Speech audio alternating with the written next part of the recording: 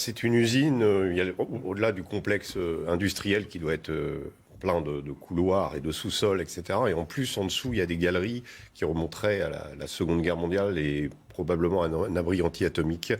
Et donc, ce qui s'était produit d'ailleurs, c'est qu'une partie de la population civile avait utilisé cet endroit pour s'abriter pendant les bombardements, et du coup, une partie a été bloquée. Là, aujourd'hui, il reste les combattants. On sait que c'est très difficile pour une armée d'assaillants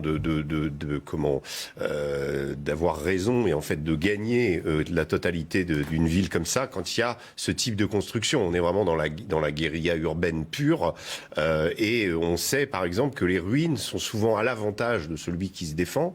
On a fait cette référence historique à Mariupol. Moi, j'ai remonté encore plus loin l'affaire de Monte Cassino pendant la campagne d'Italie, où les Américains sont bloqués pendant plusieurs mois par les Allemands, par des parachutistes allemands qui sont pas très nombreux, mais qui tiennent le verrou vers Rome et qui vont se cramponner à des ruines. On peut prendre aussi la bataille de Brest, où aussi des parachutistes allemands font mentir le général Patton, qui perd son pari de prendre Brest à la fin août 1944. Donc à chaque fois qu'il y a un univers de débris et ce type d'endroit, eh bien des défenseurs déterminés. Et on sait, comme c'est le bataillon Azov, on sait que le bataillon Azov est né dans cette ville. Il est né à Mariupol en 2014. Il a défendu Mariupol victorieusement à l'époque. Donc c'est ses heures de gloire et ça sera son tombeau malheureusement, parce que là ils sont complètement encerclés.